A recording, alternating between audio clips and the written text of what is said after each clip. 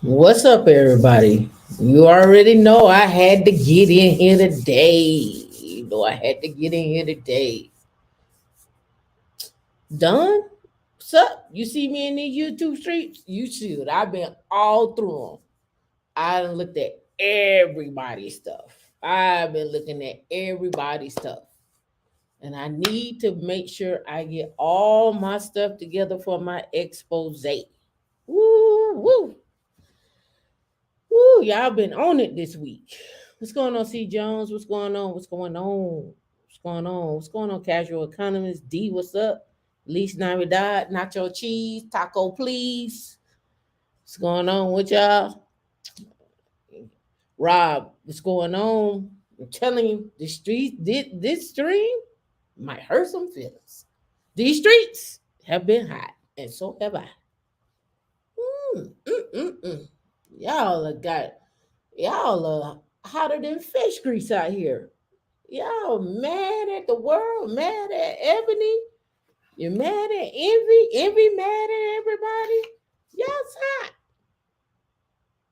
Y'all hot. What up, Kelvin? Casual economist, you are the streets. You don't be in them. You are the streets.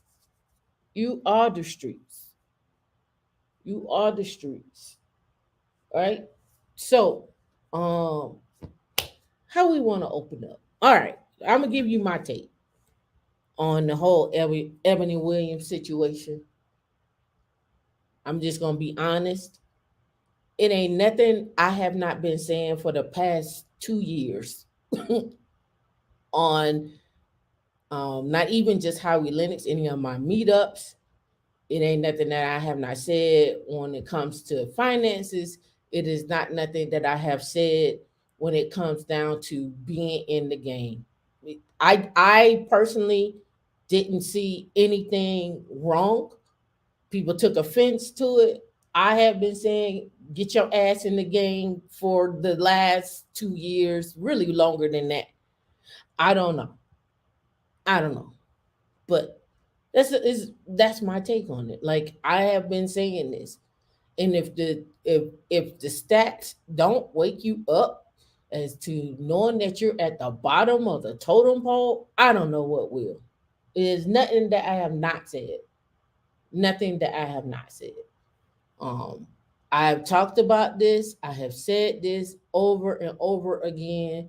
I don't know how many different ways to slice it.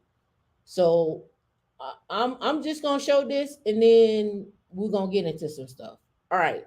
So on my screen, right here, what you see is at the top, and let me blow it up because it's a little, you know, I may have to download that. Yeah, I'm gonna have to download it.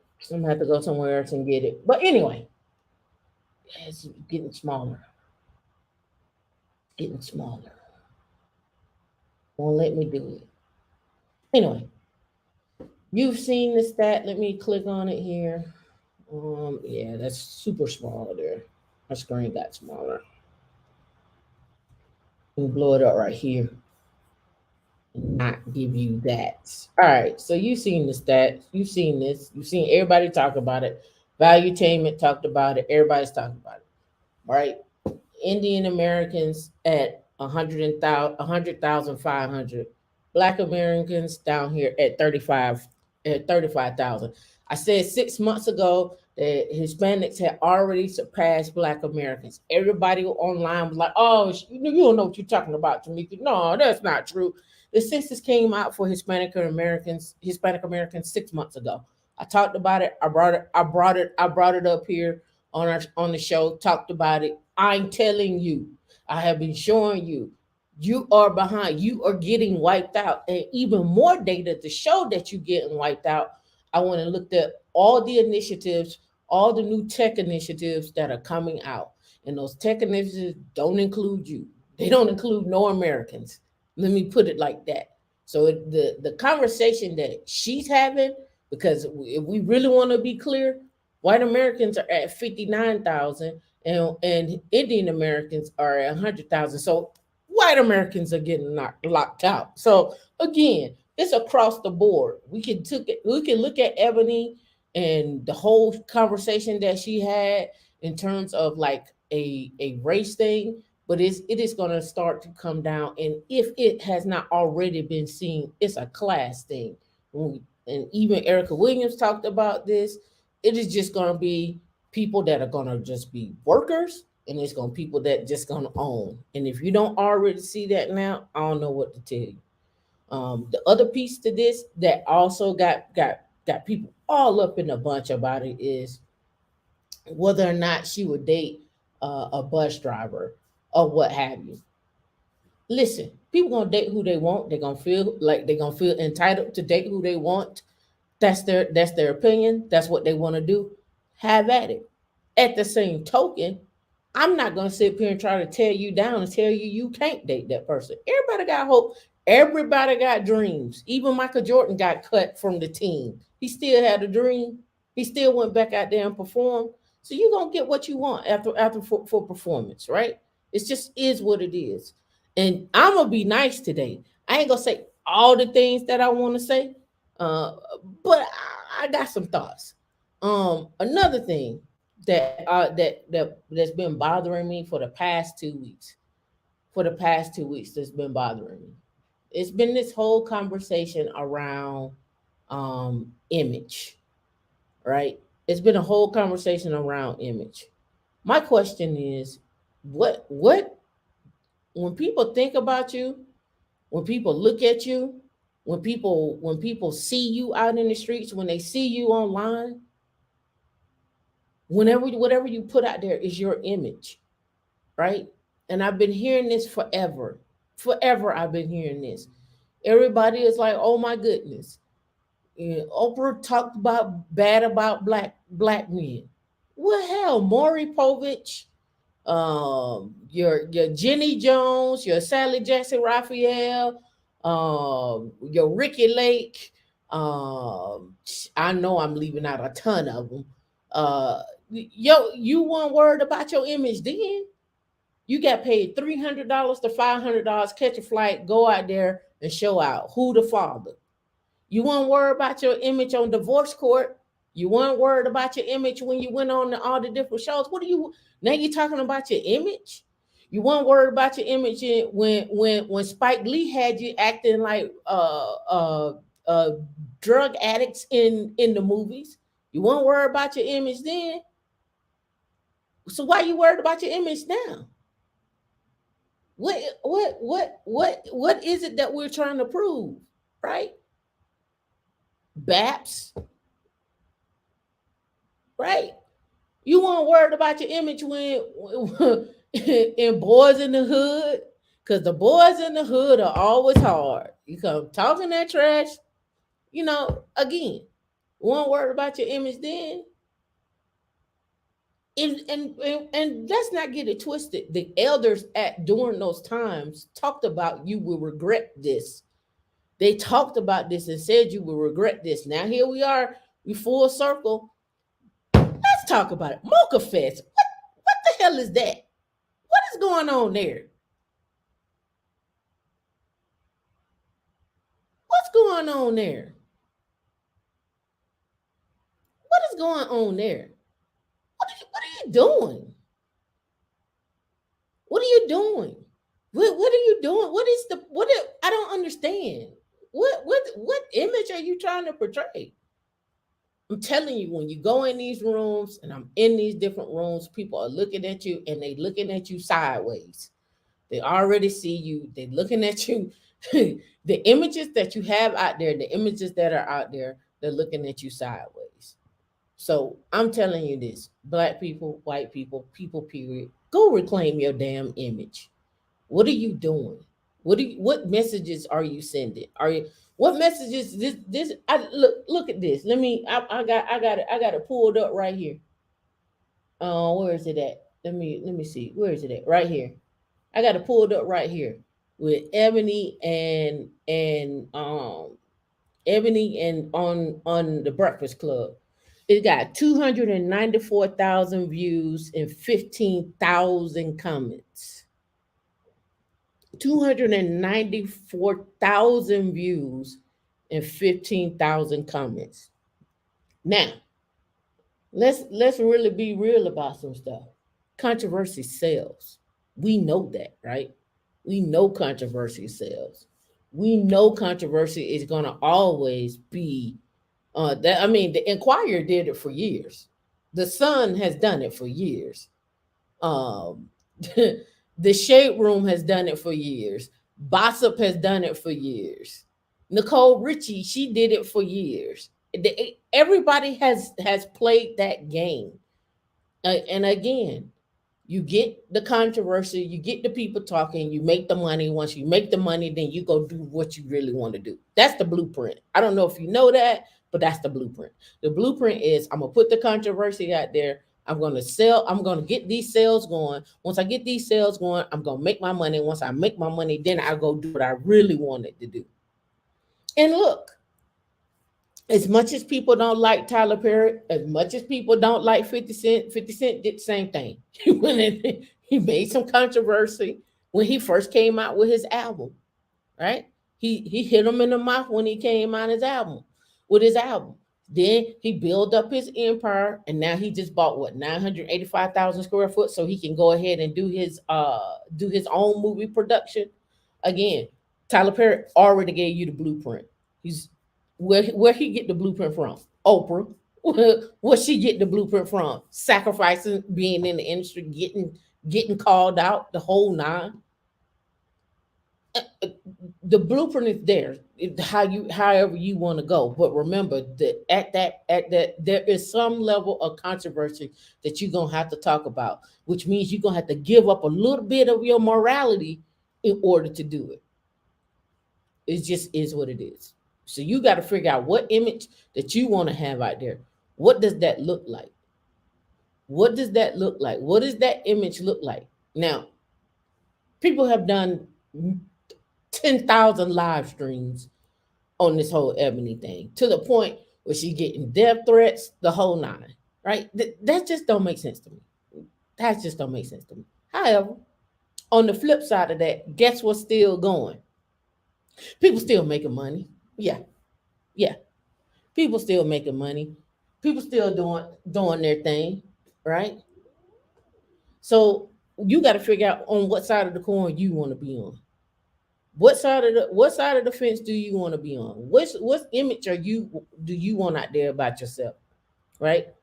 I was looking at Anton Daniels this morning, and there was a guy that came on there, and the guy stated that he was building his YouTube channel, and he had on his work shirt.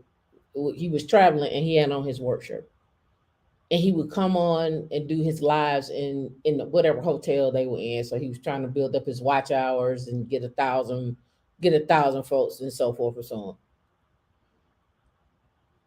He ended up talking about obese women and them not being the, I guess, the cream of the crop, and they being messy and whatever the case may be, whatever. Management caught wind of it. Management fired him. Management fired him. And so he goes on to explain what happened. He's like, well, my manager, she was obese and she don't like the Manosphere talking points, Real Pill talking points. And so, but they fired me, but they didn't know, he's like, you couldn't really tell who I worked for, but the people who looked at it knew who he worked for. But again, it goes back to image. What image are you putting out there? When somebody go look you up on social media, if you sliding down a pole on social media and they go look you up and you interviewing for a job, that's the image that's out there. If you are known to be up here doing practical jokes, or you walking around with your shirt off at on social media or whatnot, that's what people are gonna see when they go look you up. Your image matters. Your image could cost you $1 million. And you say, how can my image cost you $1 million? Goes back to what I said before. If you can make $100,000 for the next 10 years, will have grossed $1 million. If you make $200,000 for the next 10 years, you will have grossed $2 million. you would have lost $1 million because you're not in a position now to even be in the game. We're not even in the game. We on the sidelines arguing about whether or not somebody said something because they don't want to date somebody. Like that don't make sense to me. Like it's so much more out here than what's being presented to us. And I just know across the board we can do better. Or maybe we don't want to do better. Maybe we don't want to do better. Right? Maybe we don't. Maybe this is who we are. Maybe maybe if we go back and look at it, if we go back and look at it, maybe that 35,000 is who we are. That's just who we are. We don't want no more. We're cool with being at that level. We're cool with being at 35,000. This is who we are. We're cool at that 35,000. Right? We're cool right here. This is who we are. We're right here. We don't want no more. We don't want to go. We don't want to go to school. We don't want to take any of the training. We don't want to go. We don't want to do anything. And that brings me to another point. Because I hear this a lot too. A lot of people like, hey, you don't need to get a degree to be in tech, and you don't need a degree to be in tech, but you do need a degree if you're gonna move up. Some of those specialty stuff that we were just talking about last week with high frequency trading, if they only pulling from the top 1% school and you not even in the room, or you can't even compete to get in the room, then that's an issue, right? So you're gonna always be coming up with creative ways, right? Everybody want to start a YouTube channel, but everybody ain't successful with being on YouTube. Everybody ain't successful with being on YouTube.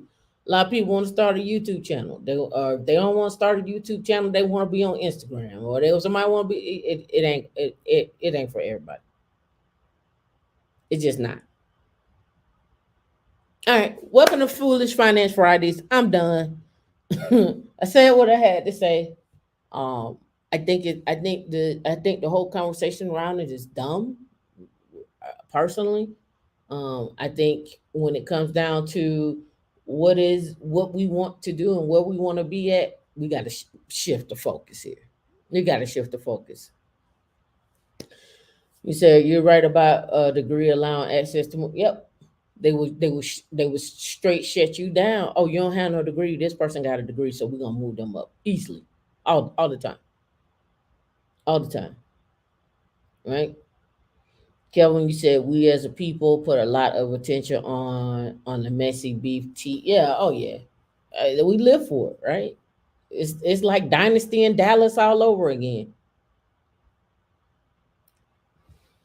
Yeah, yeah, we can't complain about the image. When yeah, I looked at all the stuff that she said. I have not looked at the one with Ilana Van Zant. I always get her name messed up. She did a interview. I have not looked at that one. We too broke to argue. I put that up there. I have been putting that up there. Um, I've been seeing all this stuff people talking about. Oh, buy a dog, die alone. I'm like, no one cares. No one cares. No one cares. No one cares. No one cares. We don't care. We don't care. Buy a dog, die alone. We don't care. We don't care. All right. So this week for Foolish Finance Fridays, we're gonna go through some stuff here. You've seen the numbers for the Indians and African Americans, and just in totality across the board. Right behind them is Filipino Americans at 83,000, Taiwanese at 82. Right, Chinese are even getting beat out at 69. And I gave you the on financial with the financial samurai earlier last year or late last year, sometimes last year. I told you that a Chinese American getting a high school degree is equivalent to a Black American getting a master's degree, and will become a millionaire in high school by graduating from high school quicker than what a Black person will become a millionaire. But yet we online arguing. All right, cool. That's where we at. That's where we want to be. Got it. So, but those that come here, put a one in the chat if that's not where you want to be. Put a one in the chat if that's not where you want to be, because we got some stuff to talk about tonight. Casual economist music says, slow down, Tam. It's foolish finance fried. It's not binary hustle string. Nah. Nah. That needed to be said. That needed to be said. So let's get into some stuff tonight. Um, I think I want to work backwards. I think I want to work backwards. Did I pull it over? I thought I did. Uh, Let me look. I thought I pulled this over. Uh, no, I guess I didn't. Okay, let me go back and get it again. I thought I pulled it over. All right, let's go back over here. All right, all right, here we go. Mm, okay. All right, so on my screen, and let me blow this up. I just went to Indeed and typed in Linux, and then as you can see here, $ 300,000. So these are things that I'm pulling up right now. These are just jobs that I'm pulling up, right? And I'm pulling them up because we're gonna talk about finances, and we're gonna talk about what does this look like, say over time, right? So here we are, 150 to 450,000 for a reliability engineer, technical open network solution architect, 250 to 350, vulnerability researcher, 300K, 300K, senior software engineer for Roku, 162 to 552,000. 162 to 552,000, right? Then we have, if we keep going, we got embedded engineers, 150 to 160 an hour. Principal product security engineer, 297 to 495. Software architect, low code, no code, right? 280 to 460. 300K for a red team operator. 47 for senior staff. Chicago, 200K to 400K. Up to 170 an hour in Baltimore for embedded software developer. Senior infrastructure engineer, 300 to 520. Embedded software engineer, 135 to 165. And you ask me am I bringing those things up? I'm bringing them up because if we're sitting online arguing, we can't compete. We can't compete for these jobs. All right. So what does this look like? Let's just say on an average you get a job and it's paying you 400,000 on an average. So let's do some math here.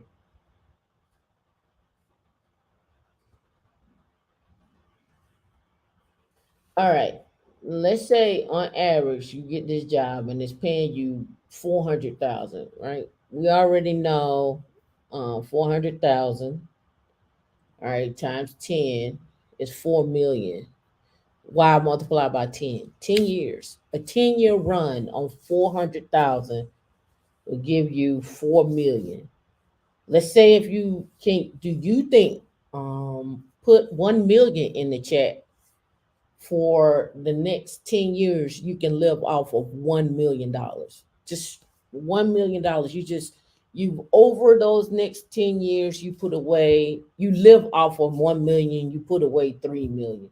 Can you live off of 1 million a year? 1 million for 10 years. Can you live off a million for 10 years? Let's do some math on that. 1 million for 10 years. 1 million for 10 years. That's $100,000. Right? I haven't included bonuses, equity, raises, I haven't included any type of investments or anything of that nature, right? I haven't included none of that, right? So $100,000 for 10 years. Can you live off $100,000 for 10 years? Again, I'm not including any windfalls or nothing like that. I ain't including none of that. I'm just trying to show you that sitting online arguing about nothing, you're missing out just easily. You just go, let's just call a spade a spade. You're missing out on $1 million easily.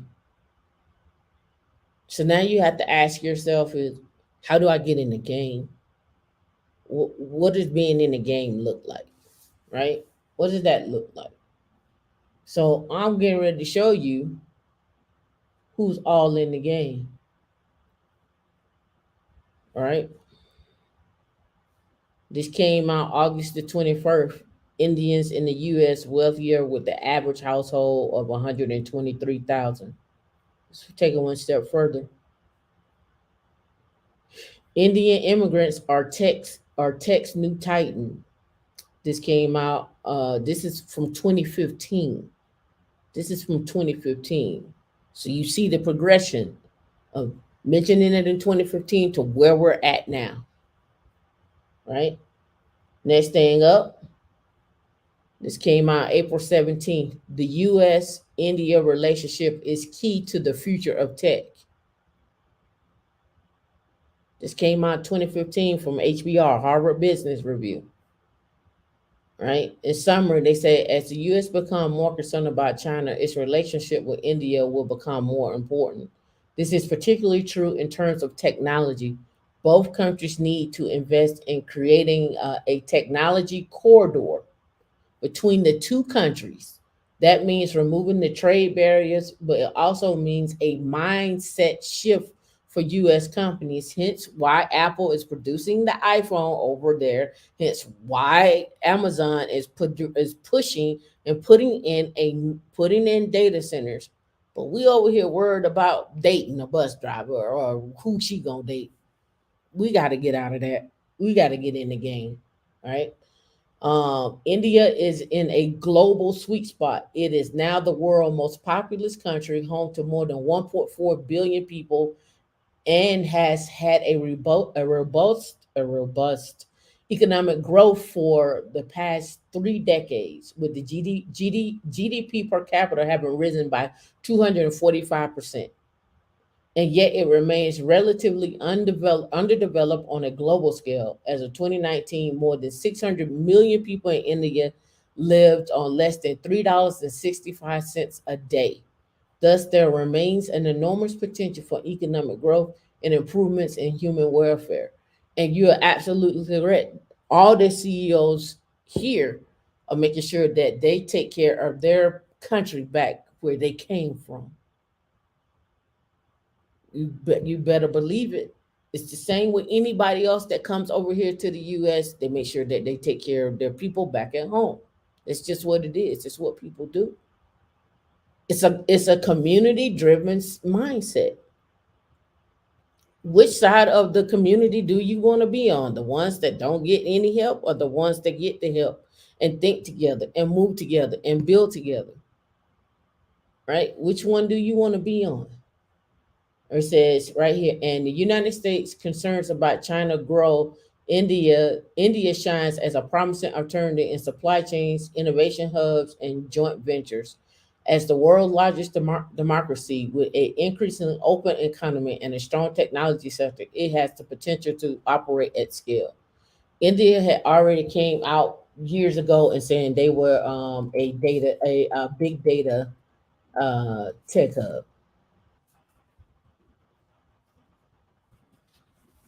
It was years ago. It was years ago about them. Yeah, right here. It was years ago.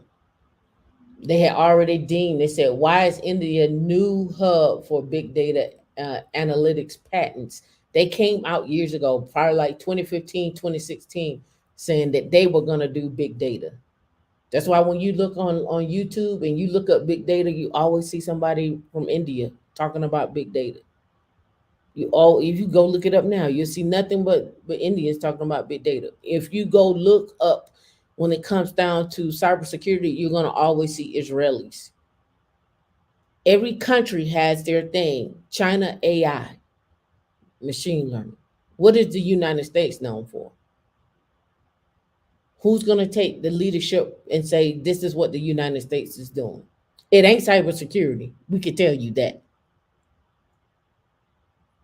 We too busy getting hacked all the time.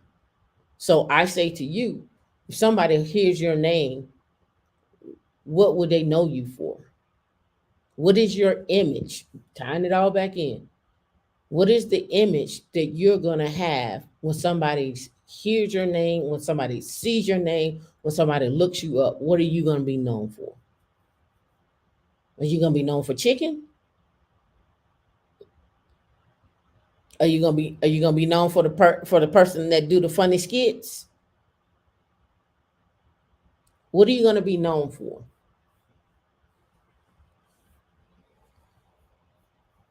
I want to know. Drop in the chat. What are you going to be known for? I want to pull this up while we're talking. I got to go to another one. The company I worked for was bought by a man in India a couple of years ago, and we have to have a minimum of 2 people from India in each department. Exactly. If y'all don't see the writing on the wall, I don't know what to tell you.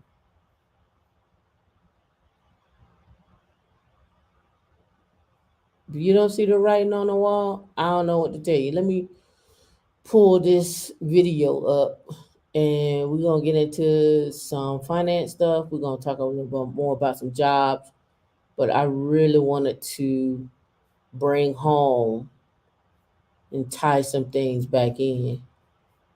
Let me pull this over, and then we'll look at this video, and we'll go from there. Let me find my movie here. All right.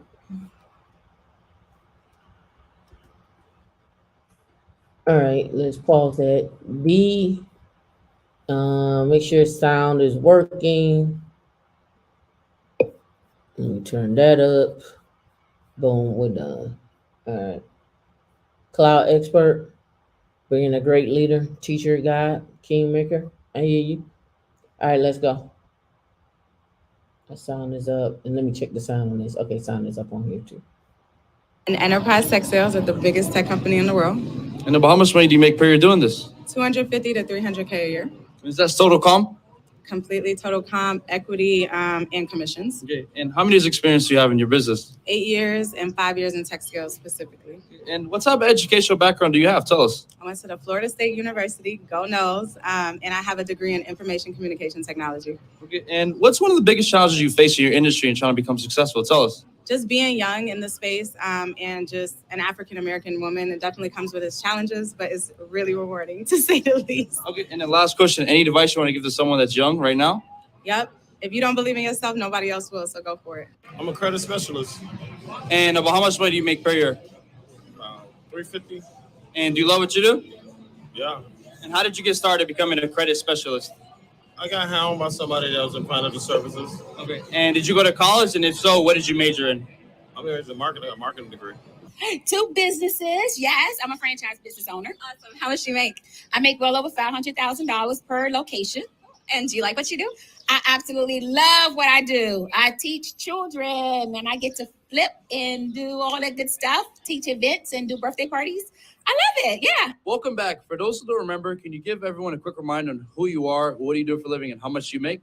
What's up? I'm KT. I sell brand name products on Amazon for a living. I've done $4.7 million in the past 12 months. Now, the reason why I brought you back on the show is because a lot of people in the comments in the first video said that you were lying. All right, 4.7 million, right? First check 300,000, the other guy 350, the other chick 500,000. Right? I'm showing you these things so you can get in your mind. You can have a full time job and still make money on the side, or you can make your side hustle become your main hustle and make money there. Is the choice is up to you, right? We talk about this all the time about legacy, and I posted this inside of the actual inside of the YouTube community, right? I posted legacy in there. Let me go pull that up so I can read exactly what I posted inside of the community wall. All right. Let me go there. All right. So legacy is this. What is legacy? And what legacy would you leave behind? The definition of legacy is something that is passed on, but legacy can take many forms. A legacy may be one may be of one's faith, ethics, and core values. A legacy may be monetary or your assets. A legacy may come from one's character, reputation, and the life you lead, setting an example for others and to guide their futures. Right? A legacy may come from one's character, reputation, and the life you lead. Again, what legacy are you going to leave behind? Ladies, what legacy are you going to leave behind for other young ladies that are coming behind you? Men, what legacies are you going to leave behind for other young men coming behind you, other young women coming behind you? Same for women. Even children have legacies, right? Even as a child, when you instill something into a child and they go to say the nursery or something like that, or they go out and about, the things that you teach them, the morals and the values that you teach them, how to act when you're outside. If you grew up in the black mama household, you heard it. Don't embarrass me when we get out in public, and don't ask me for nothing. If you embarrass your mama when you get out in public, you already know. And when we get over here to this lady's house, don't be over there asking her for food and stuff like I don't feed you. Don't do it. Don't do it. You've heard it before. You know why you heard it before?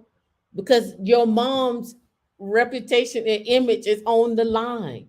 If you out here laying in the floor, walling around, your hair not combed, this, that, another, the people gonna look at the daughter or the son and then look at you and be like, so this what we doing? Is this where we at?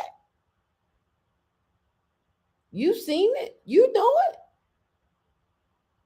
You even seen it when you go to when you walk outside and you in the lobby or something like that, and you doing an interview and that I don't know if you do it. I know I do it.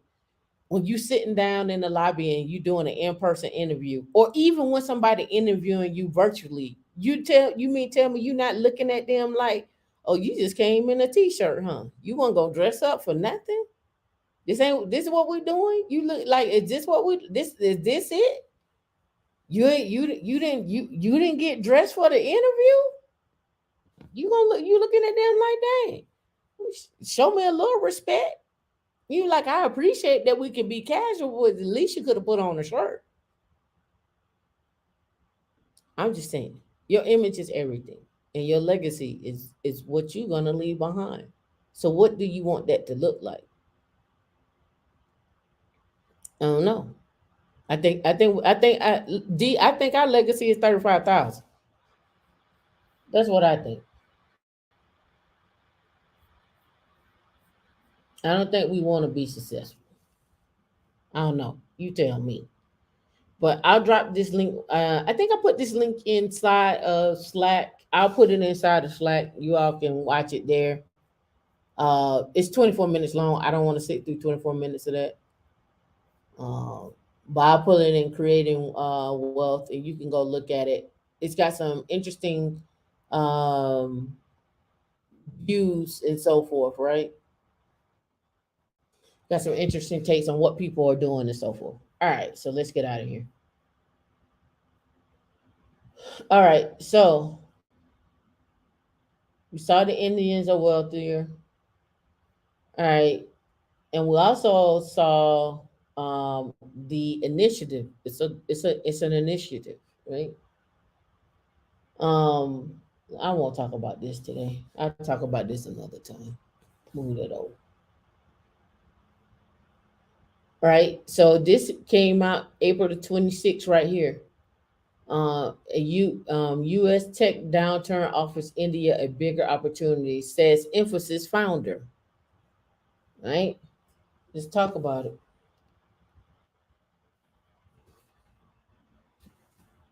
It says Infosys founder Narayana Mathura sees tech layoffs in the U.S. as an opportunity for India.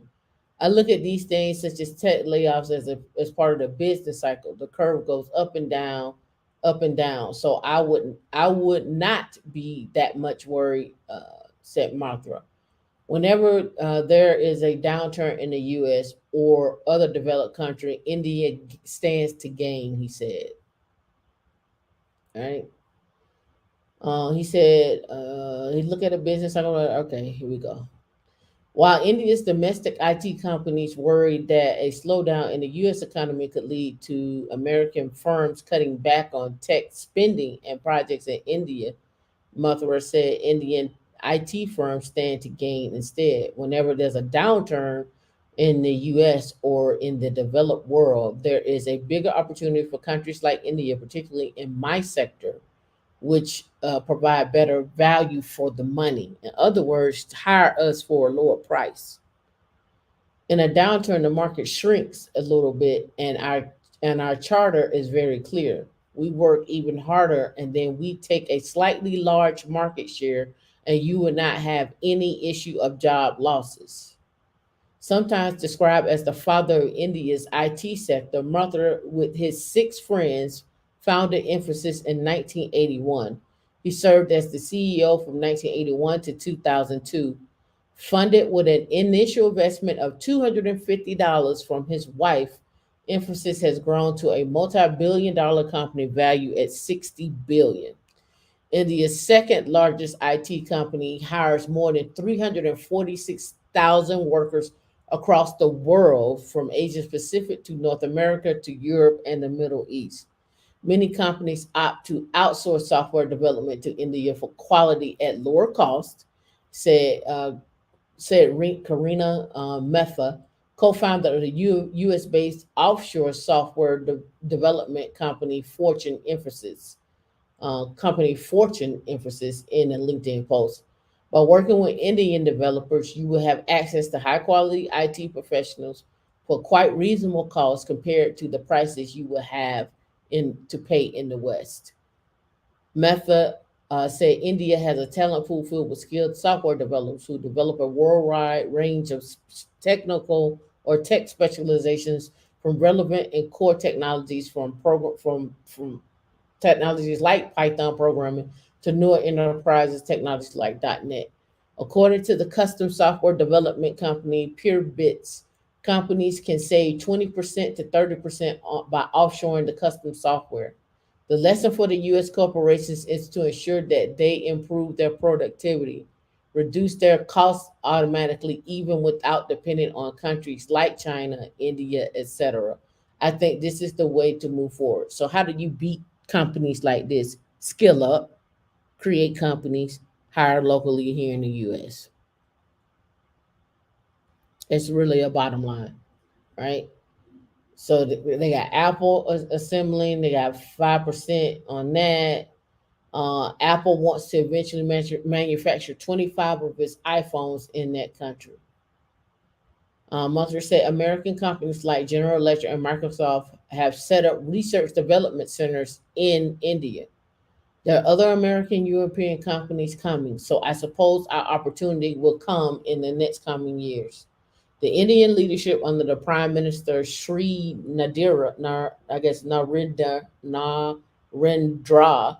Modi has put in a lot of initiatives like Startup India to make sure that the country becomes the source of innovation.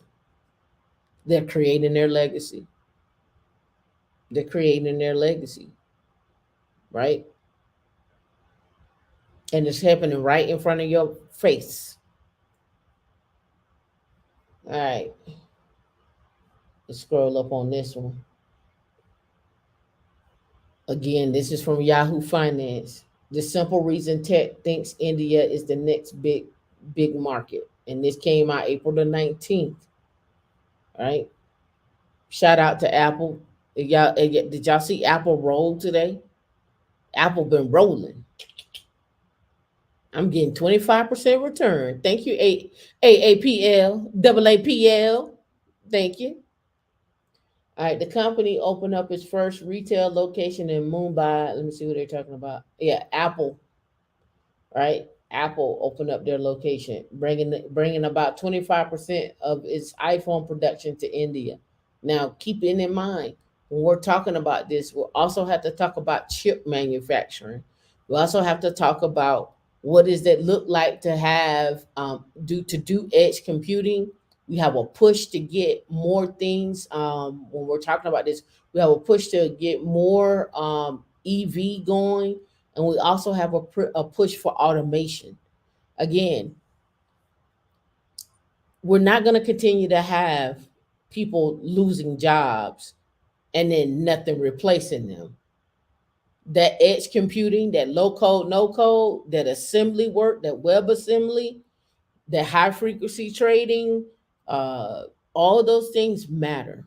Those positions aren't going anywhere. Your data centers, more data centers being built.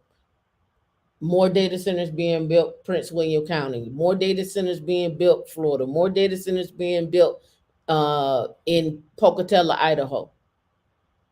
More data centers being built in Huntsville. The data center surge is it's crazy. Now, there's going to be some pushback on those data centers because of the footprint of those data centers. So being green is a thing. Data center creation on the rise. Let's see. And let me see. Yep, right here. Right here. This came out in January.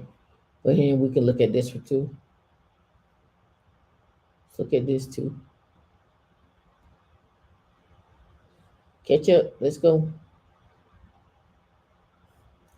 All right. Right here. The future of data center trends and the industry overview. And this came out.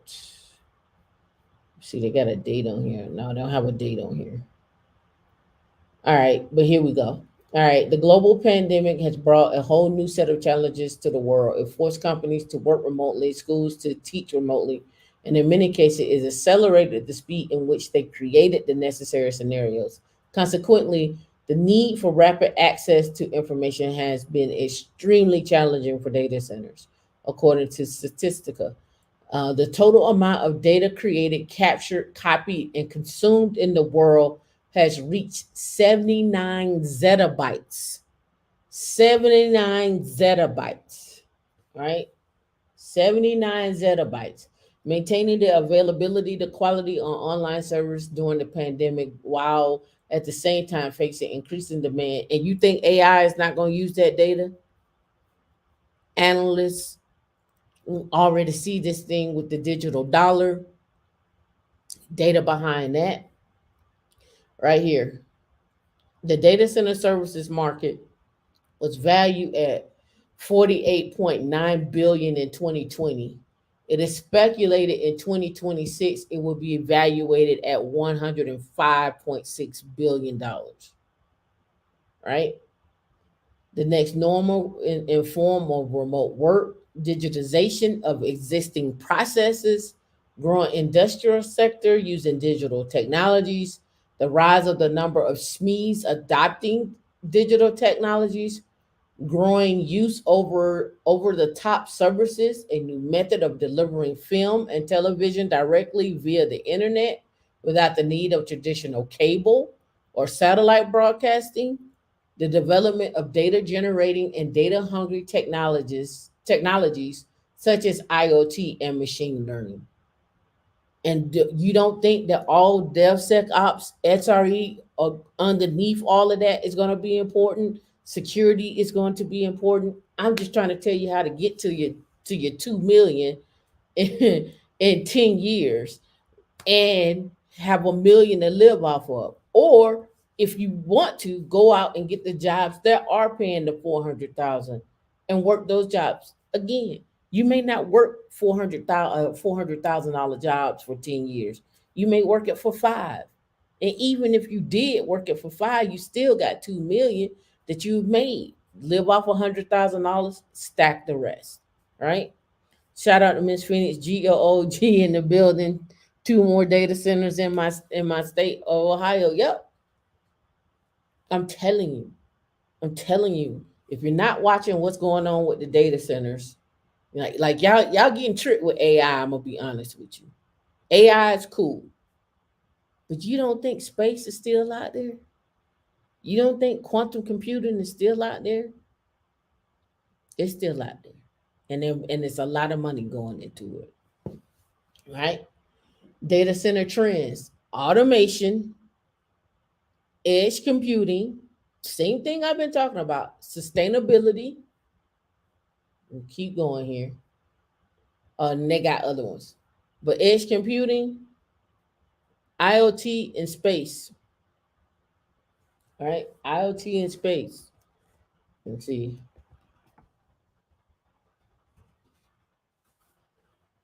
Data centers in space. And this is right here. This is 2022. I kind of hit on this last year, but I'm gonna blow it up for you. Space is the final frontier for data centers. They're already trying to put data centers on the moon, right? They're already trying to get a colony on the moon, trying to live on the moon, right? Trying to live in space. Last year marked the first time in humanity deployed a conventional data center in space. The HPE Spaceborne Computer 2, a set of HP Edgeline Converge EL400 Edge and an HPE ProLiant machines, each with an NVIDIA T4 GPU to support workloads, was sent to the International Space System in February of 2021. This is the first off-the-shelf deployed in space to run actual production workloads. It is not hardened, said Mark Ferdinand's principal investigator for Spaceborne Computer 2. Go look up Spaceborne. The goal is to avoid the time and the cost to harden a computer so you can go with fast technology. In other words, they scaled down on the hardening of it. Linux ain't going nowhere as well. Yeah, Linux ain't going nowhere. I don't know why people think it's going anywhere. It's just getting bigger. It's insane. It's insane, right? Elsewhere in space, on Mars, landers and satellites, in the space station, control systems, most of the computers are decades old. They're doing a tech refresh. I'll answer your question in a minute, Smart Money Chick. The hardened processors available today, circa 1995, 1996, Ferdinand told Data Center Knowledge. Not only are they slow, but it's hard to find developers who can write software for these machines, he said. Plus, all of today's applications are designed to run on modern computers. The 8286XX dates back to the 80s. It gotta go, right? So now they're working on upgrading and doing a tech refresh on those, right? It says the mission had 3 goals according to the first. You take the computer right off the factory floor, package it up to fit on a rocket and get it to the space station. Second, you train astronauts to install it and get it working. And the third, once it's working, you give it the right answers and for how long, right? the spaceborne computer one set in a locker on ISS. The locker is designed to mount inside of a space station. Inside of the locker, the HPE put a standard 19-inch rack inside of that. And I want to look this up now. Let's go look and see what it looked like.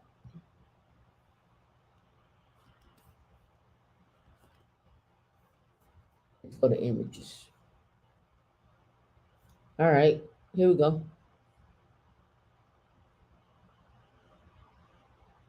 Spaceborne computer. You can catch this as a podcast. It's what it looks like right here. That's what it looks like right there. Spaceborne computer 2, right? And you want to know where your tech skills should be at? I'm trying to show you where your tech skills should be at. You trying to get to that money? You trying to build? You trying to get? This is what we're talking about right here. This came out January 24th of 2022. HP Enterprises space station computer is in demand. And HP is international. You don't think somebody else ain't gonna get this. There go Mark Ferdinand right there. Right? Here, look. He holds a doctorate in scientific computing from the University of Southern Mississippi. Served as a software payload developer. You probably never heard of a software payload developer for HP original spaceborne computer, a supercomputer that has reached ISS in August of 2017 and returned to Earth a year later and a half in a SpaceX Dragon cargo capsule. What do people mean when they talk about supercomputers in space? Small clusters of edge, and let me blow that up because you can't see it. Small clusters, let me see. Small clusters of edge at the edge are positioned as supercomputers because they are more than just a tiny edge device. We call them Spaceborne -1. We're on Spaceborne -2. A supercomputer because we did 1 teraflop of computation in space. That orders of magnitude more than anyone has ever done before. What are you learning from Space -2? It says, what is surprising to me is the diversity of the experiments. We have 39 experiments in the queue, and the number of experiments is growing, right? And they got more information. You can go look all this up. I just want you to understand where we're at, where you're missing out on money every single day by one, not wanting to skill up, 2, sitting on the sidelines and letting others pass you by. It's either it looks like we want to be roadkill. That's what it looks like to me. That's what it looks like to me. Salute. What's going on, Sam? So you asked what is edge computing. Let me scroll back up here to that. Okay, edge computing will play a big role in the development of future data centers as more and more people adopt. And you can look at edge computing as your phone. It's a computer. Your tablet. It's a computer. You're at the edge. Your car is part of edge computing. Your what's the word I'm looking for? Your Alexa and your home Google Home devices are edge computing, right? You're getting data fed in from other places, and people are able to do whatever they need to do, right? So that's you can do whatever you want to with that one, right? When you're feeding into data, because you're speaking, you're speaking, you're turning that text into that speech into text, and then acting upon that, right? All right, this would they're saying here, this in turn would challenge data centers as a decentralization of computing power will have a direct impact on the data center we will be seeing in the future. According to Statista, the value of the global smart home market, this is what I was talking about, is valued at $53.45 billion by 2022. That's this year, right? What you're going to also see a big rise in is 5G telephones. You know, I personally see telephones and tablets combining into one. I don't think you're going to need multiple devices like that. I think they're going to all be in one. I think you're going to all be in one. It's also considered a relationship between edge computing and 5G network as an alternative to classical data centers, which will allow faster development of applications related to AI and IoT. Right? So Chat GPT, again, I keep telling you, don't be fooled by just what AI is doing. Look at the totality of everything: data centers, edge computing, IoT devices, quantum, space, right? Don't get fooled by what's going on out here, right? So that's that one. So let me make sure we talked about everything here. Now let's get into our official foolish finance Fridays. D, are you ready? You ready? All right. I'm ready. Is the crowd ready? I don't know if they ready. They might be. We'll see. All right. So this one, I can tell who wrote this, but I'm gonna leave it up to you to tell who wrote this. I can tell who wrote this, but I will leave this on you. All right. You ready? Let's go. Petty tea time. All right. It says, poor people are not stupid. I grew up in poverty, earned $14 an hour, and inherited $150,000. Here's what I have learned from my windfall. Just by this title, who do you think? Yeah, I know about the Samsung one. They just got to work on that split and everything. Still got some kinks. So who do you think wrote this? I mean, just guess. Just guess. Black woman, white woman, Asian woman, Korean, black man, white man. Let's get into it. All right. When I open my accounts and see they are growing, it really fills me with a sense of pride and determination.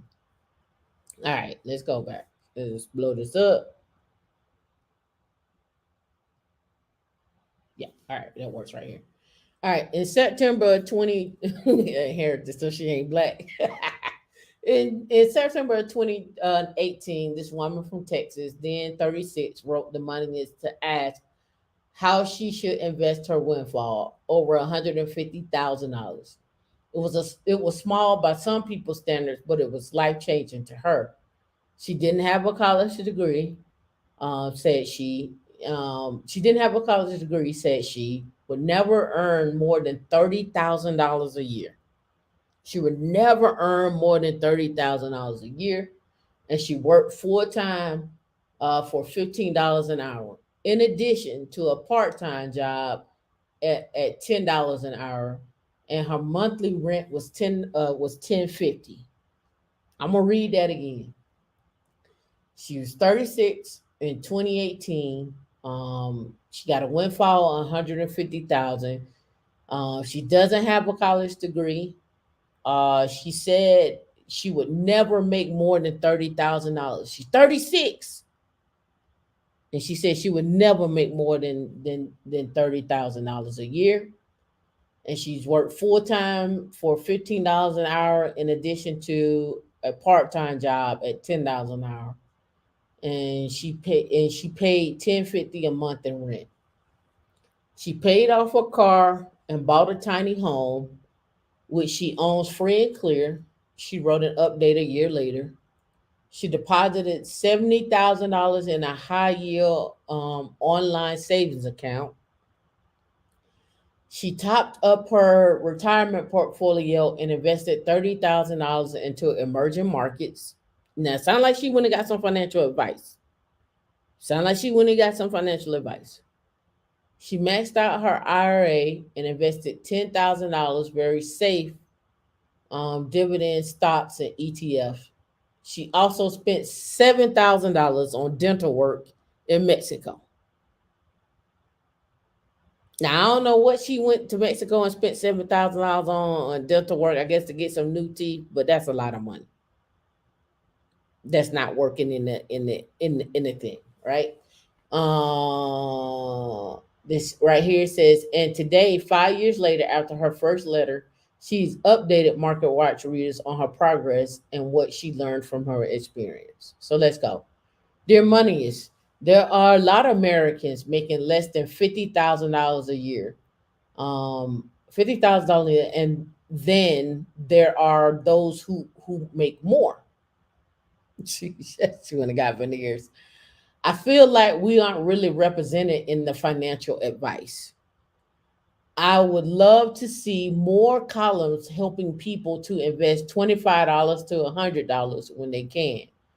It's empowering to invest. I might never be Warren Buffett, but when I open my accounts and see how they are growing, it really fills me up with sense of pride and determination. Excuse me. And I want to stop right there. I want to stop right here because one, the tone of the letter to me implies that the advice that are given in these columns, which to me are foundational advice, she couldn't wrap her head around how to use it, or she didn't seek the knowledge in order to wrap her head around things that she could understand. Now, when we're talking about investing $25 to $100, I even go lower than that and tell you to start off at $5 with slices and fractionals. Go open up a brokerage account. In fact, if you got Cash App, you ain't got to do that. You just go to Cash App and buy you some stock on Cash App. You can buy $5 worth of stock on Cash App. But again, we're in this mindset that when we read these columns, we feel like they're not talking to us. Or when we listening to a Ramit or Jill on the Money or Dave Ramsey, like you feel excluded. And what is that? What is it that you feel excluded about, right? $25, I'm asking for $5. I'm asking you just to invest $5. I'm asking you to feed the children for $5. Let me swat the flies away. I'm asking you to feed the children for $5, okay? And you won't even do that. You won't even do that. I'm asking you to do $5.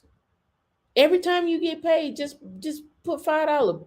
If you can sing, I got 5 on it. You should be able to put $5 away. Right? And I just want to know what is stopping you from investing in you? What's stopping you from betting on you? Who is stopping you from betting on you? Right? Let's get back to it. It says, as to how I'm doing, beautifully. I hate to say it, but the pandemic was a blessing to me personally. I feel terrible saying that because of the loss and the devastation so many others suffer and are still suffering because of it. But for me, the pandemic opened up a world of possibilities. A job opportunity landed in my lap because of the shutdown, and I'm making almost $4,000 a month now after taxes. Now before, the person was saying they would never make over 30,000. So 4 times 12 is 48,000, right? Yes, me. I never made so much money before outside of the inheritance I received. I'm still frugal and live off of $1,800 a month, and that includes health insurance, long-term disability insurance, full coverage, car insurance, and pet insurance. Pet insurance probably comes from the employer. Everything else goes to savings and investments. I won't say that what it is I'm doing because it might identify me, but I will say it is a job that allows me to be happy every second I'm working. My tiny house has been one of the greatest decisions I've ever made. It has truly changed my whole mindset on what makes me happy. As I lived in it, I've altered certain parts of the design to be more efficient. I can honestly say I tend to live tiny until some mobility issue, hopefully age related and not on an accident of some kind, forcing me back into a conventional dwelling. Tiny home forces you to be mindful not only of your space but also of yourself and how you live in your space. It might sound strange to hear, but living tiny has truly made me a better person and improved my quality of life in more ways than one. I would like to address some of the comments I've read in response to your previous article on my letter. Oh boy. Here we go. While most were truly supportive, others were coming from a place of judgment and condescension. I guess I was going to say condescension. Yeah. I like to thank everyone who wished me well and for them to know that their words meant a lot to me. That people took time out of their day to read about me and wish me well and so forth and uplifting. I send them all virtual hugs and hope each and every one of them is happy. However, I'd like to address some of the comments that were less encouraging. Several people insisted that my letter was obviously fake because of how well I wrote, and that someone of my education level could not possibly be in a financial situation I am in. I was less hurt by the attitude as I was utterly astounded by it. That people genuinely believe that the educated cannot struggle financially just floored me. There are more poor Americans than there are rich Americans, and we're not stupid or lazy. We're trying to make it work. Poor people are not stupid. We're not illiterate, country bumpkins struggling to figure out how to work a computer. We're the nurse that lives down the street with two roommates to be able to afford rent. We're teachers still living with their parents because they can't find enough roommates to qualify for an apartment. With cops working at Home Depot on the side trying to save up for a baby, with the lawyers doing Uber just to afford student loan payments. There are more poor Americans than there are rich Americans, and we are not stupid or lazy. We're trying to make it work, usually by having two or three jobs. There's a financial crisis in this country. I believe it comes from the unchecked capitalism, when corporations are allowed to buy up single dwellings and drastically raise rents, and banks lending institutions are allowed to prey on the people who with obscenely high interest rate. You foster an environment of exploitation. Our society allows for targeting young people before they even graduate from high school. Credit card companies and college loan institutions begin preying on people as soon as they hit 18.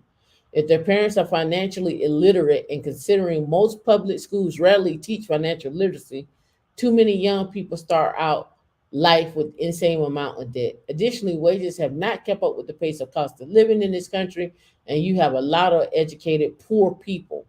I could not believe those comments and insisted that the story was fake because I too was educated to be poor. I was too educated to be poor. Then I was mad. Mad because the stereotype is what prevents a lot of people from taking place. Nothing is ever going to get better if we keep thinking the worst of each other. Anyway, I want to thank you for thinking of me and sharing my story. Hopefully it helped people. As I said before, investing is truly empowering. Excuse me. I didn't know that before, but I know it now, and I wish it for many Americans. Sincerely, not quite as low income, but I'm still a couponing lady. And she said, "Thank you for our letter." Right? The more you learn, right? So again, here, yeah, I didn't know what condescension. I was like condescension, right? So again, this is from a perspective of someone who didn't know and they learned over time. But this right here is what I think a lot of people are. That $25 to $100 an hour. I mean, $100 to start with an investment. I'm asking for five.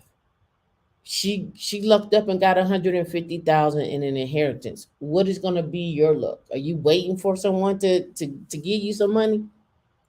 Is it that if you're waiting for that? I don't know. Right? Let me pull up this other story. Let's talk about this one. This woman was told her mortgage was paid off 10 years later. She received a foreclosure notice in the mail. She decided to fight.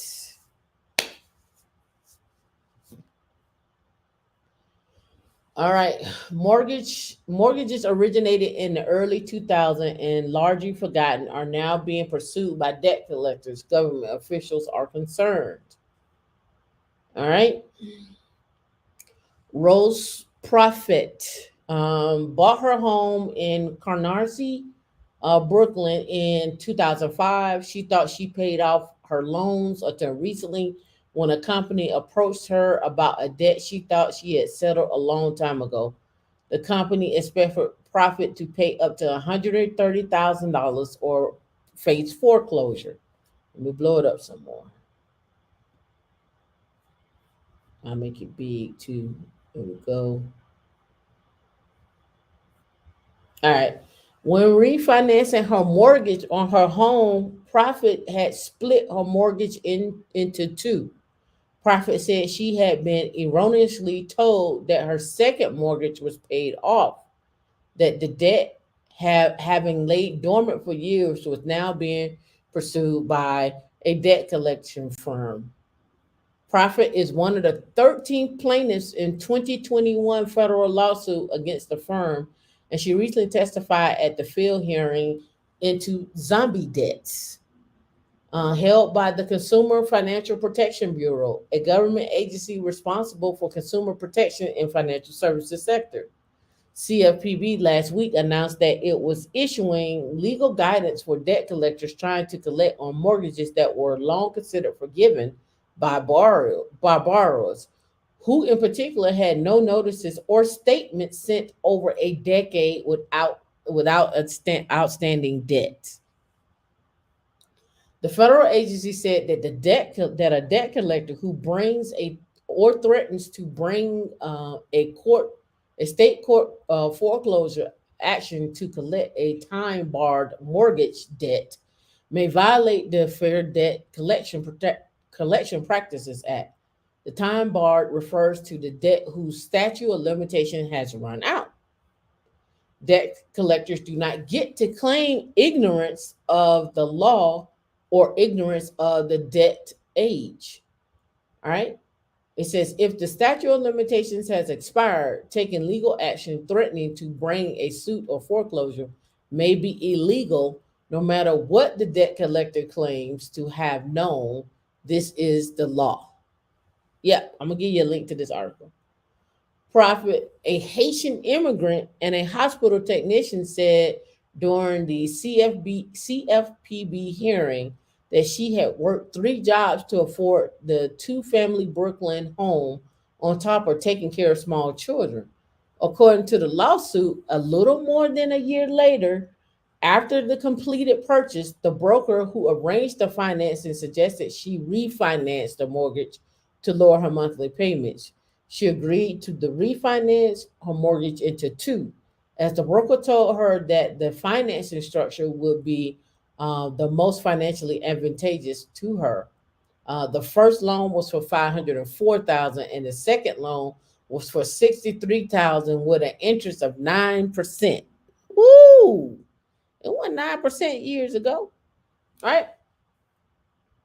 After a couple of years, she received a note from her first lender that the second loan was fulfilled, that she didn't need to pay for it. She said she didn't receive any statements for the second mortgage, so she focused on paying off her first one, the lawsuit stated. She said she never heard back from the mortgage servicer until over a decade in March 2021 when she received a foreclosure notice in the mail. The creditor was attempting to collect on the payments due from January 2009, to the date of filing in 2021. The payments ballooned from $63,000 to $130,000. This is really frustrating. I don't want to lose my home, Profit says. The New York Attorney General Letitia James, who also spoke during the hearing, said the debt collection firms were engaged in predatory practices to rob individuals of their equity in their home. Debt buyers were acquiring these mortgages, often for the pennies on the dollar, James said, and they were now suing homeowners and seeking to exploit the rising housing values in reviving the long-term or long dormant zombie debt. I find this practice predatory and abusive and affront to the American dream of sustainable home ownership. I would fight this despicable practice. I'm gonna give you this article because um, the one thing that they're talking about is, going to sue the people who she took the loan out for, right? Why they split her payment up into two loans like that anyway, and then the last one, it was $63,000 at 9%, and now they're trying to go back and collect it in 2021. And I saw that, I had sent this to D. It's been going viral for a while, right? But now they're trying to collect. Not only are they trying to get her house for nothing, it's the amount of equity she got in that home as well too, because it was paid off 10 years ago, and I'm sure it has gone up in value. So one or two things that will probably have to happen to her. She would probably have to go back in and try to get some of the equity out of that house, or and then the interest rates are up now, or she's gonna be forced to either come up with some type of payment plan for $130,000 that when it was originally 63, and she was told it was paid off. So what's the moral of the story here? Be careful who you refinance with. Do your due diligence. Don't let people tell you stuff on the phone. Tell them to send that to you in writing. Right? Say, can I get that in writing? Can you put that in the email for me? Then people start, well, let me let me talk with my manager. Make sure I'm telling you right. Right? Let me do one more.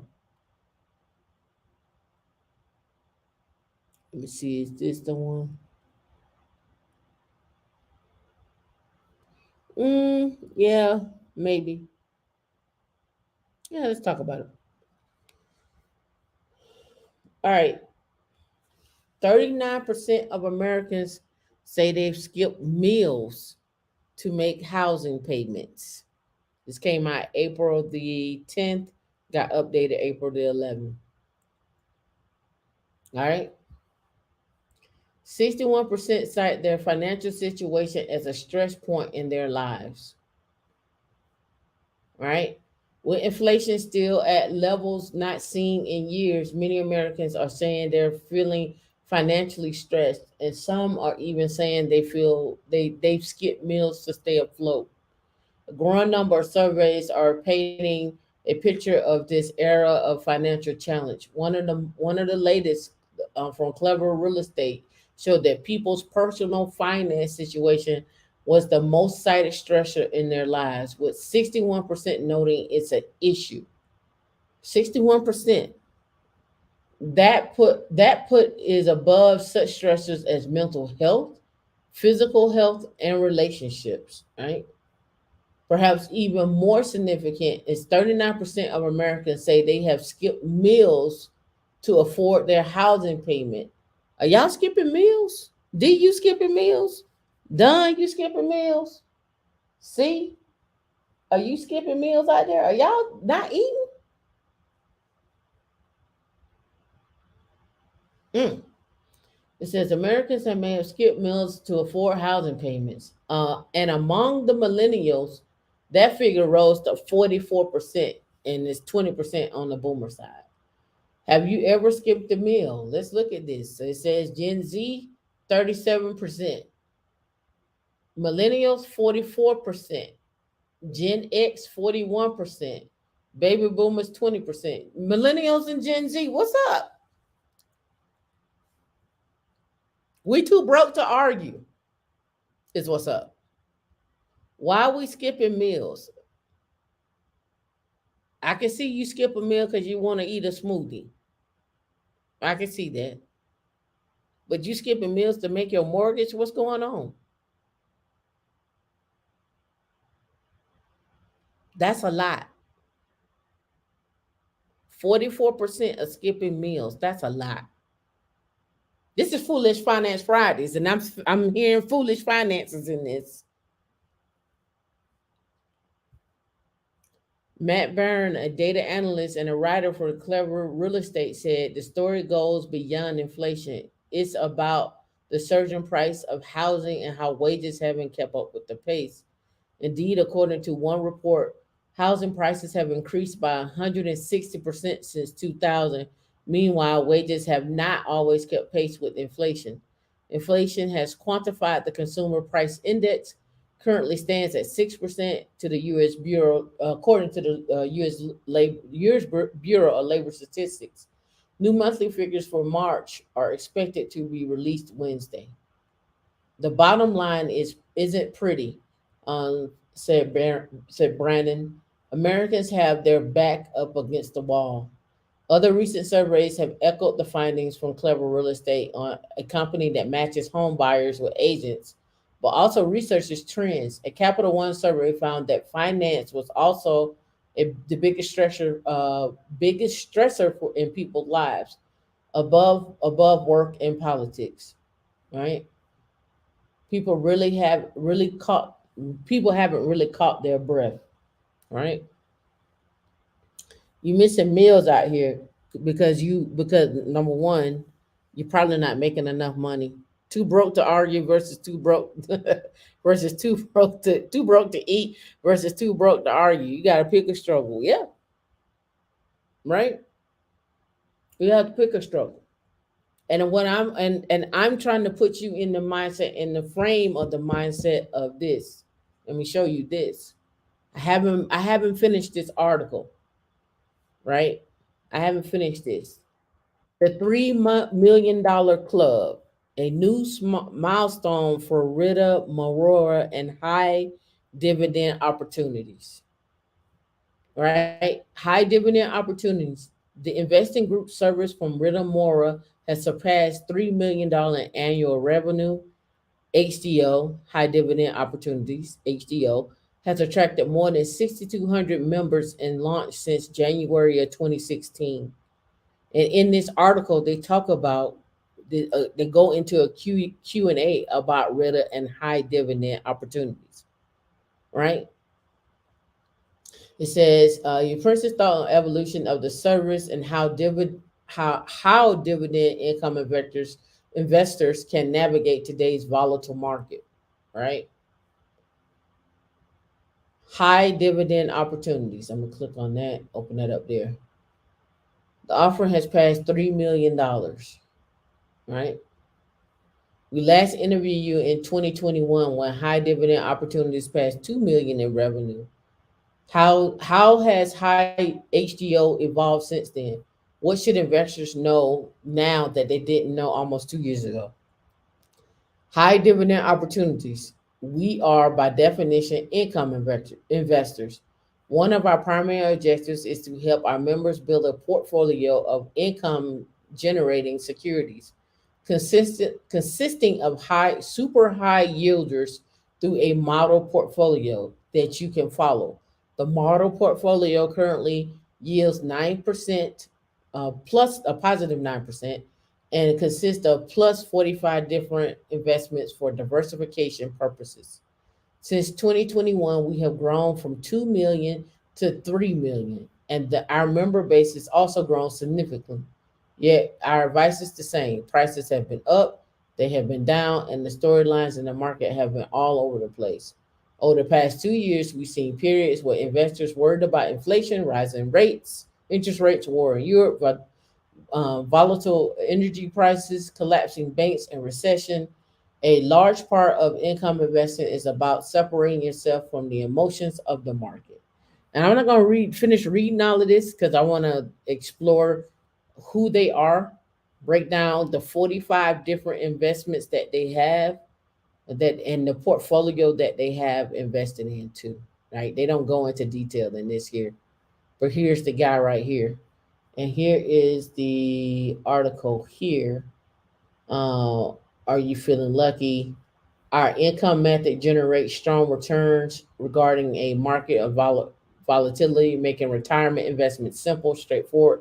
Let me know if y'all want to know more about this. I can do a deeper dive on this if you want me to. I was going to do it for myself, but I can report what I find. on this. But it says for a limited time, High Dividend Opportunities is offering a 28% discount on annual plans. You got 6,200 members, blah, blah, blah, blah, blah. Woo, woo. But I want to do a deeper dive on what they're investing in. What are their returns looking like, especially if they're getting a return. Again, this goes in back into people doing high yield investing and so forth, right? And they're getting 9% of returns, but they've grown $1 million within that portfolio, right? $1 million. D, do you want to know more about them?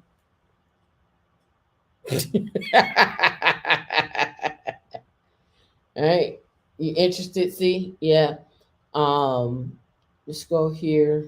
He writes many articles here. Let me pull this back down here. The investing group research right there.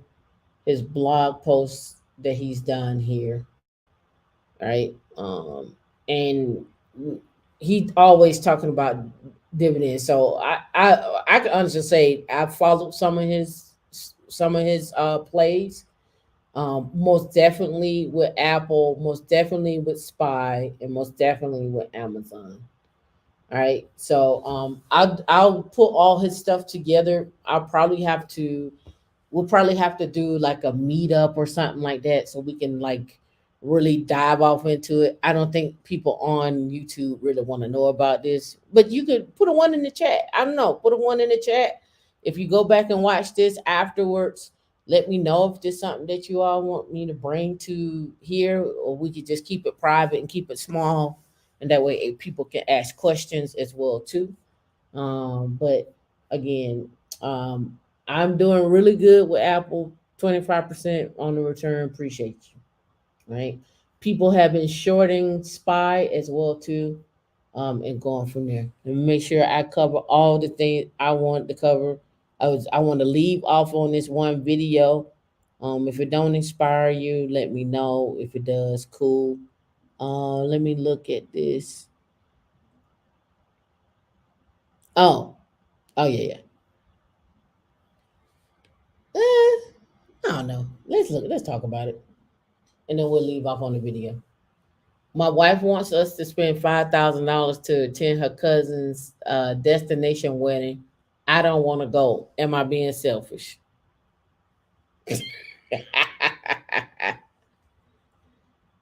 I make a very good living compared to her and just bought a very expensive new car.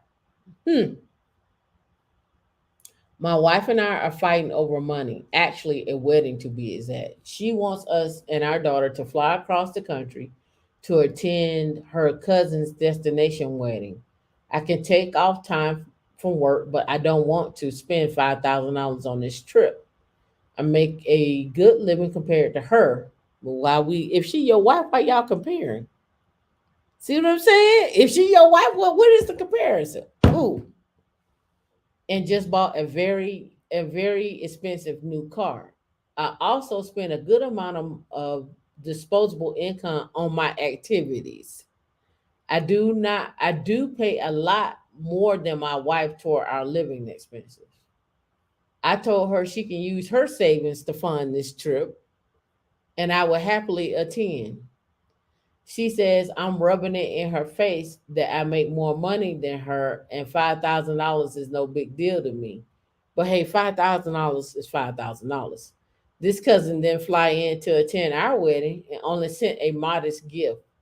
I met him maybe 3 or 4 times during our 5-year marriage, and I'm being selfish, unsure in New York. I have some questions for you. You're right about this relationship between yourself and your wife's cousin, and that you have only met him 3 times in 5 years. But what is the relationship between your wife and her cousin? Is she close to this cousin? And you would normally spend several thousands of dollars on vacation together. Would it hurt to roll this destination wedding into a broader vacation for your family? If the cousin is not engaged in your life, do you have to be engaged in his? What is this standoff really about? From your letter, it seems that you can afford to take such an expensive vacation and spend money on your own leisure activities, but you have a problem with A, being cajoled into a destination wedding, and B, the fact that it is for a person you don't know very well. It's 1 or 2 days, then you could take advantage of the trip to have a private family time. It does not have to be an all or nothing prospect. Destination weddings are fun. Those who can afford them and people who can't afford them usually, but not always, send their regrets.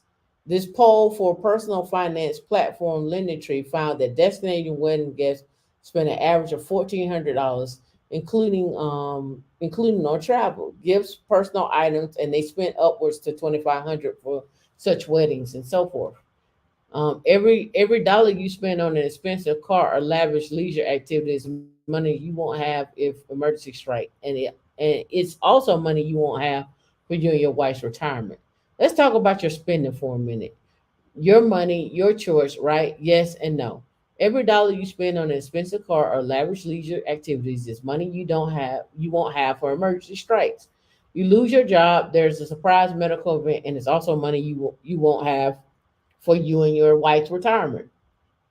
And no surprise that you're having trouble making this decision together if you already act unilaterally on major financial decisions. So to answer your question, no, you're not being selfish, but neither is your wife. You both sound like strong-willed people. This wedding has become a flashpoint for other issues in your marriage. The difference in your salaries, your willingness to spend tens of thousands of dollars on a new car, but not on your wife's cousin's destination wedding. The wedding reception has become a battleground. Do you care about your stuff or your wife's wishes? That's an impossible question to answer. Step back. This is an opportunity to have a bigger and healthier conversation about how you both spend money and how much you should put into a joint account so you can have less contentious decisions without falling back on I earn more money than you and it's coming out of my pocket conversation. I know you earn more money than your wife, but do you want a lifetime of having that conversation? The time has come to end that once and for all, right? So it sounds like to me, from my reading of this, it's my money. I'm gonna do what I want to with it, and thank you for your contribution. And you can't tell me how to spend my money. That's what it sounds like to me. It's giving 50-50. That's what it's giving. That's what it's given to me, right? Drop in the chat what you think that is to you, and what you're thinking of. And let me end on the video here. And let me pull it onto the other thingy here, and then we'll be out of here for our Foolish Finance Fridays. Let me make sure I get this right. All right. All right. Here we go. Because you can't hear in the other one. Oops. All right, cool. So why is it that Indian immigrants from India, the country, and the ethnic group of Indians in America are crushing every other ethnic group in America, not by 5%, not by 10%, by 20% in income? We have stats on their divorce rates against everybody else. We have stats on how they raise their kids. We have stats on how they put their kids in certain majors over other majors. It's just mind-boggling, and everybody else is going to learn a ton about how Indians raise their kids.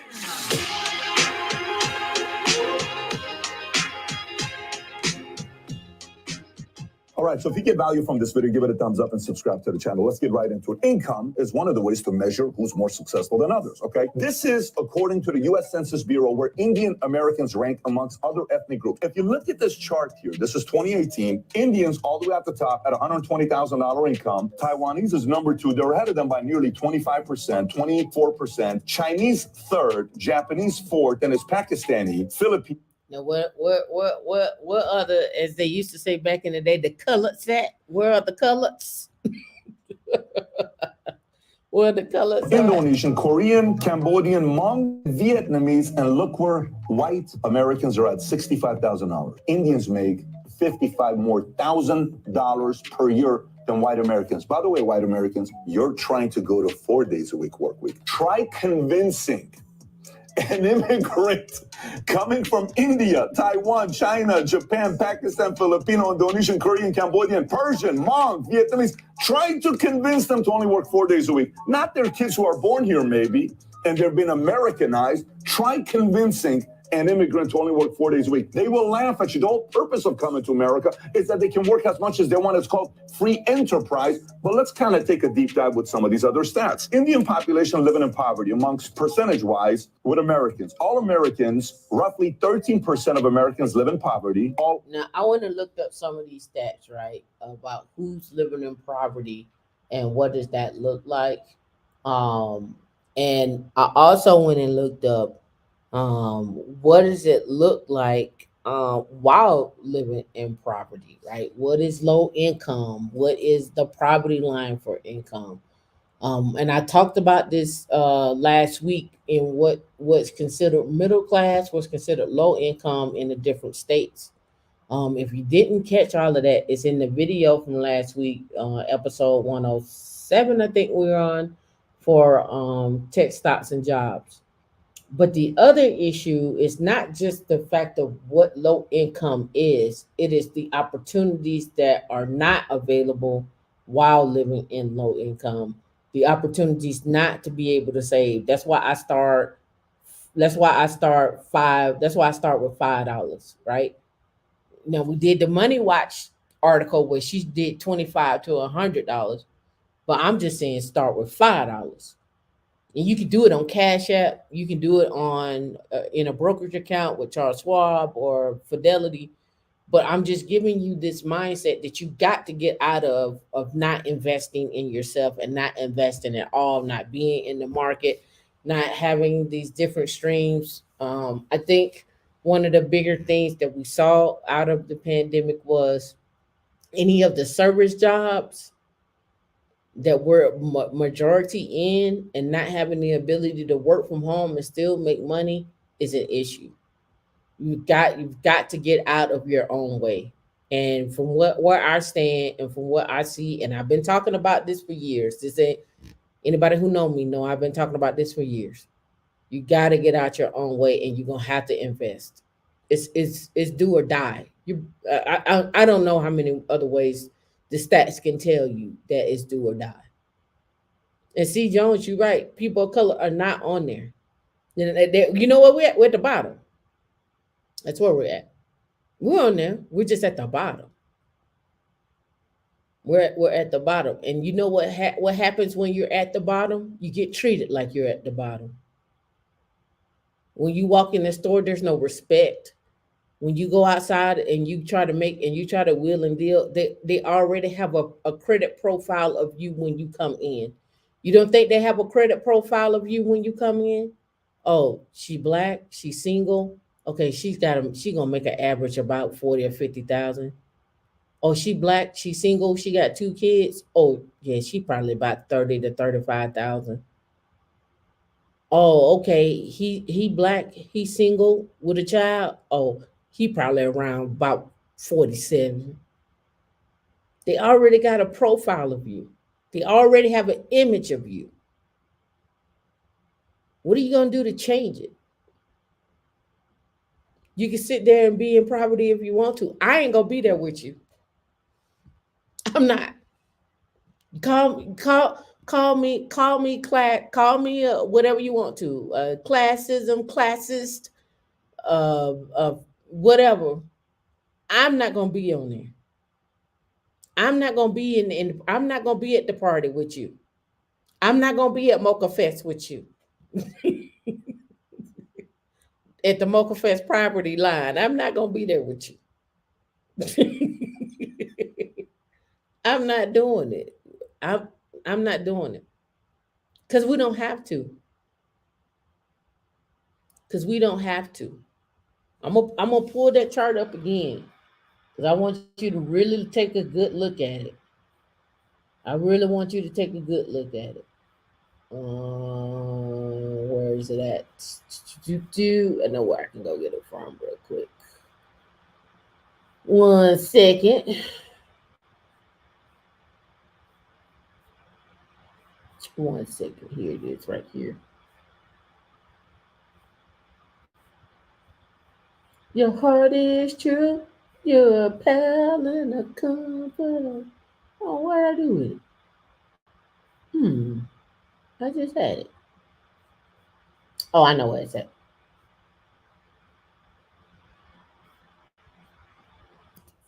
Just pull it up. Pick it up.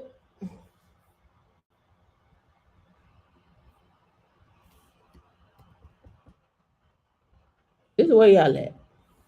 Right here. You're right here. At the bottom. Here's the top.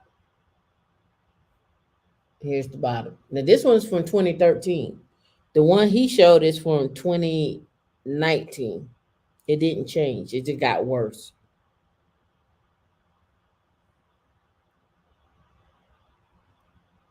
Now, what has also been said, if you break out the African American population and just focus in on Africans, Nigerians are making more strides.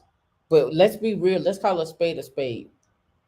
When I know or meet any Indians or Nigerians, it is always some type of medical engineering background. You can even look at the Patels. You can go look at any of the Indians. It is some type of technical or is some type of medical, maybe even finance. Most definitely real estate, most definitely multifamily, most definitely commercial, always there. Own pharmacies, the whole nine. So now my question to you is this. When are you gonna change? How much more do you need to change? What are you waiting on the sidelines for? You waiting for somebody to come tell you where you need to be? I've told you where you need to be. Edge computing, cloud computing, cloud architect, automation. I brought up on assisted living, government contracts, quantum computing, AI, space, drones, embedded Linux, embedded C++, high frequency trading. Pick your poison, but don't sit on the sideline and let and this right here. Put that back up for me, D. Put that back up for me. This right here is your image. That's your image. That's who you are. That's how people see you. That's how people see you. Let that sink in. That's how people see you right there. That's who you are. And you will get on the internet and you will argue. And you will literally have debates and streams for 4, 5, 10, 11, 12, 13 hours. A man lost his job because he was red pilling it out. Lost his job. His YouTube wasn't even monetized. And he was like, it was her fault. No, bro, it was your fault. You put that image out there, or that's who you were. And they was like, that's not what we want for our thing. Let me tell you something. When somebody go look your profile up for a job, you don't think they see what you say? You don't think they see who you are? And let's be clear. You ain't got it like that to not want that job. You ain't got it like that. You ain't there. You ain't there. So my new number, 200 was cool. 200 was cool. We over that. 300 is your new number. 200 was cool, but 300 is your new number. I'm not mad if you get the 2.